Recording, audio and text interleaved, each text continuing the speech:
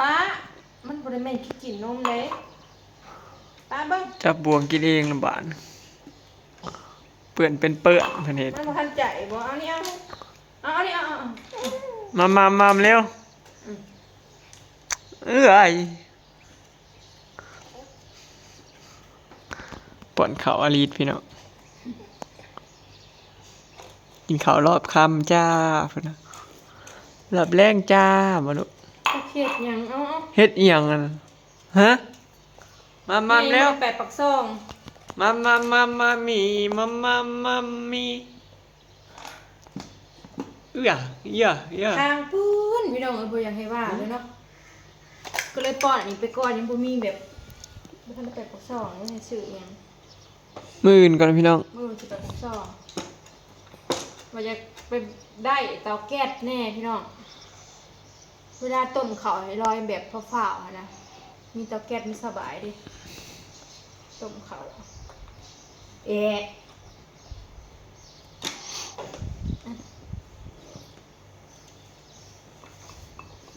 ผู้บ่เห็นว่าดีๆเนี่ยเป็นยังยาลีนกระกระขี้ดื้อเขานำมือมีทวารมะลินำออกแล้วกินข้าวน้ำอลิสเด้อจ้า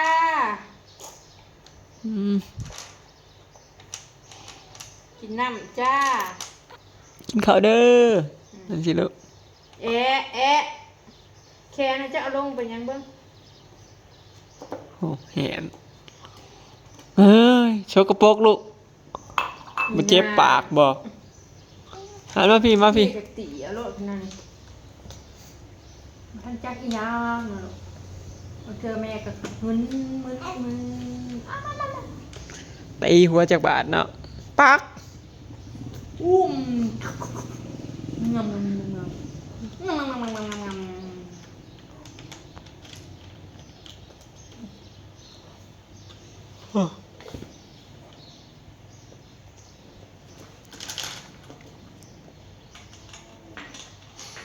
้ออื่นจะกินแนวแซ่บๆนะลูกเนาะ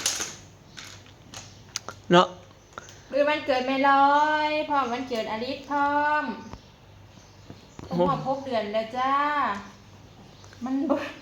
เบิดได้ด้วยลูกกูบ่อิ่มสักก่อยอีกเว้ยบ่อิ่มบ่มันกินลายคือลายขึ้นไหมเอาให้จะอีหยังเบิ่งคือมักหันมาข้างพี่นะเบิ่งหันมาข้างพี่มึงดูห่วยมันกระจกตากันแบบนี้ห่วยเพิ่นผู้นี้เบิ่งขาน่ะเย็นฝนตกพูดเพิ่นน่ะมักนั่นน่ะได้พูดมื้ออื่นวันเกิดฉลอยพี่น้องว่าสิกินกันในครอบครัวนี่แหละบ่เคยจัดเทื่อหรอกตามเสด็จนั่นเลยนี่แต่บริการเนาะแต่ละปีเนาะเป่าเค้กกินเค้กว่าเค้กกินเค้กแล้วก็แล้วโอ้อิ่มอ้อยอีกวงบ่อิ่มบ่อลิศมาเร็วหันมาพี่อลิศออกไปทางเขาเด็กๆอยู่นะอยากยังกินยังเนาะก็มื้อก่อนนะก็กินนะบ่มีเห็ดอันมึงชินดาไปเฮ้ยเมื่อคืนนี่เขาบ่ได้นอนนำคิดฮอดอยู่บ่คิดฮอดอยู่เอาบ่ต่อคอไว้คิดฮอดอยู่บ่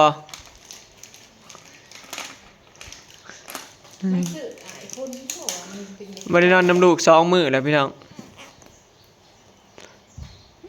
บ่ได้นอนนำอลิศ2 วันแล้วนอนอยู่คอกหมูบ่คิดฮอดอีกบ่ฮะบอกพ่อแม่บ่คิดฮอดเลยบ่บ่คิดฮอดเลยบ่สบายดีแล้วสบายดีแล้วสบายดีแล้วสบายดีเร็วหิวแห้งมาแล้วกินลายแท้เดี๋ยวนี้กินลายกูเก่าวะเนาะกินลายกูเก่า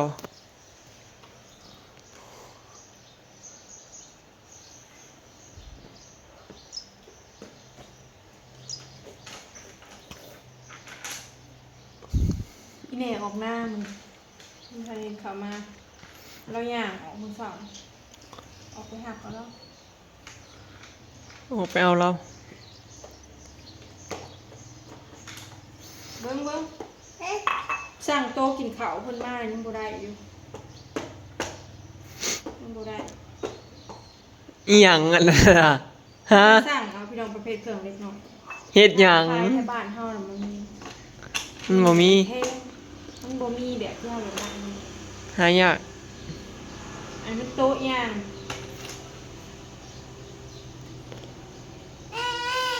อีหยังอีหยังสิให้ก็ให้บัดเนี้ยเออเอาสิไปแล้ว บ่ได้อยากนั่งแล้วอยากยืนโลดมา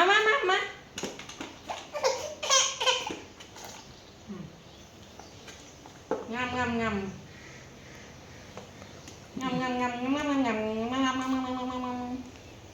ชุบกี่บอยตดซะ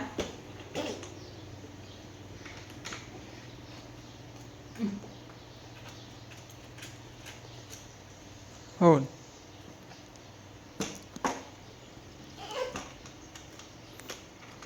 ทันใจอีกเลยแนม อย่างเยอะๆโอ๊ยเป็นตาอยู่บ่เฮ้ย ตักออก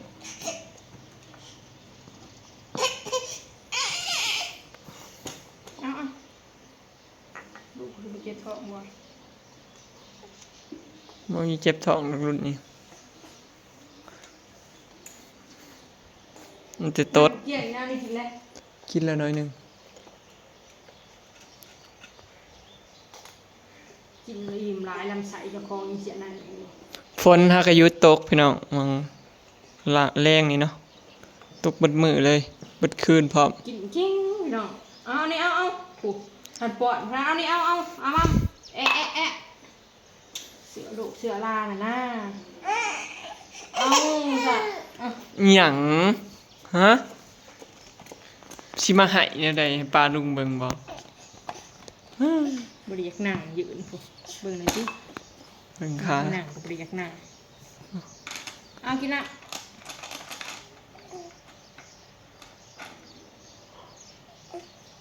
กินกันมาสิกินอยู่บ้านนี่ได้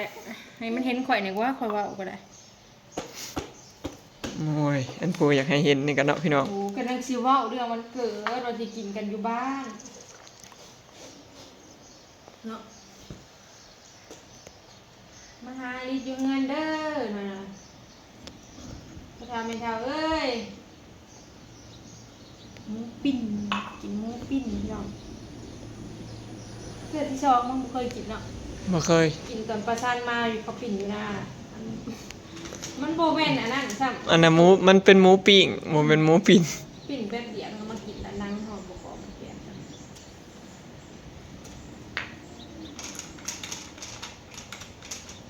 เอาเนี่ยเอาจะกลมลงไปยังเอาเนี่ยเอานี่ขอโทษเอานั่น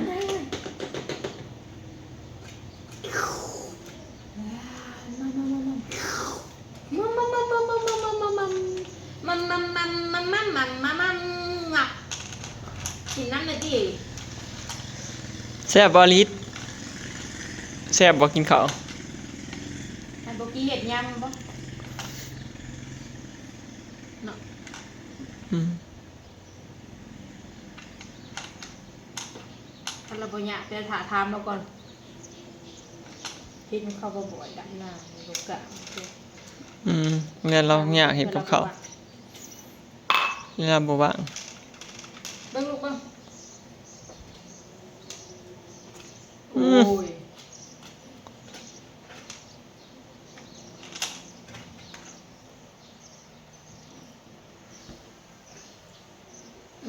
เฮ้ยนี่เป็นไดบัดนี่เฮ้ย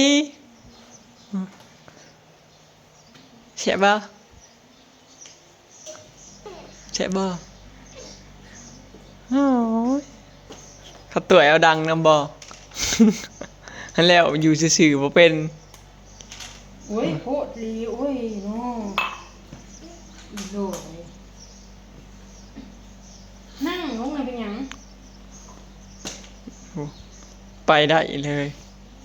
มันจะสิไปเลย ดูที่สื่อเนมหาในไปอ้าวกินข้าวที่ท่ายเพราะมันกินร้ายนะเฮ้ยไปหายก็กินเลยเฮ้ย จังเป็นคากบาทนี้เดี๋ยวบ่ได้มีน้ำมูบ่เออ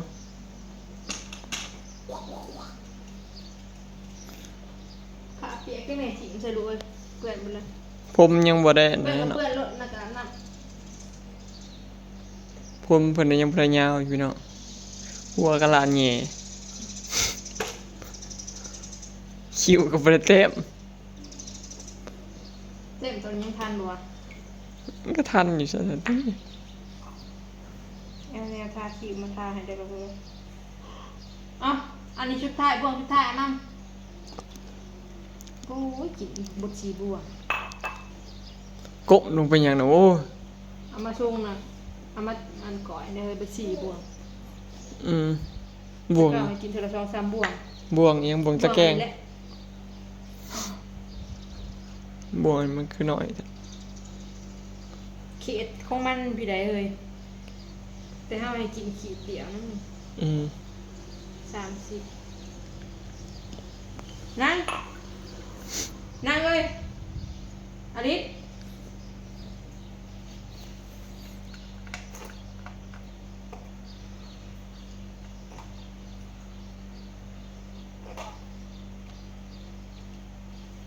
พ่อ พูด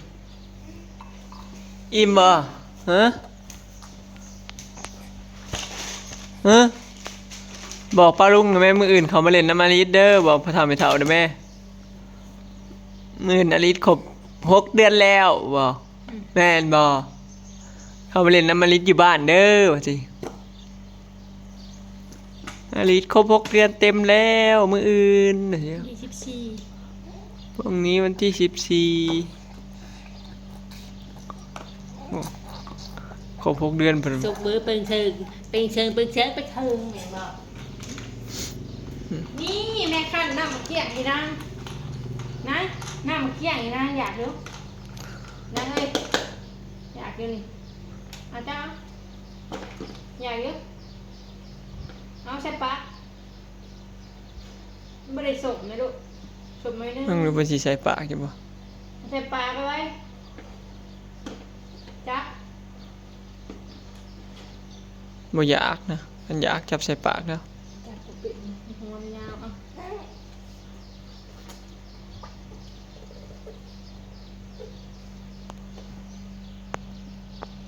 กินน้ำส้มคัด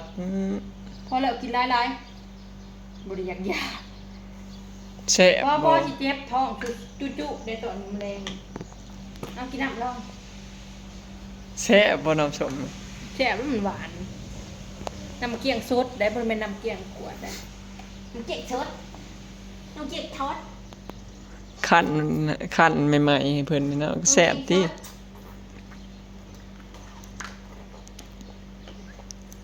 อยากให้กินก็กินเบิดเพิ่น อู้เสือชุ่มเปื้อนขนาดก็แต่น้ำปลาลูกละ ไปอาบน้ำบาดนี้เนาะป้อนข้าวเสร็จเรียบร้อย อันนี้กินข้าวแล้ว ออกไปเอามีใหญ่ได้บาดนี้ ไป ออกไปเอามีใหญ่แล้วก็เปลี่ยนกันบาดนี้ไปบรรยากาศหลังฝนตกเช้าพี่น้องเนาะอยู่หน้าบ้านเบิ่งแหน่ถนนหนทางเปียกเปื้อนเบิดเลย ตก2 มื้อซ้อนเลย โอเคบ่เปื้อนไปได้มื้อเช้านี่เปื้อน รถเหยียบไปซื้อ แม่ฝนมันตกแห้งเมนูเมยเขามาลิดนำเขาก็ออกมื้ออื่นพุ่นแหละพี่น้องมื้อบ่ได้เผาหมูพุ่นแหละยังสิไปซอยเพิ่นยังเลินเนาะ แม่น เผาหมูยังแม่ลูกมันยังบ่หันยังมีคนเอาอยู่เลย อยากลูกหลายพี่น้อง กูอย่าเฮ็ดนะแม่บอก นั่นแหละเนาะคึมอยู่เด้บอยว่ามือแรงก็น่าสิบ่ยังอีกพี่น้องน่าสิตกซ้อนกันอีกอยู่คิดว่าเด้เบิ่งจากทางฟ้า เมฆยังไหลก่อนครึ้มฝนอยู่เนาะ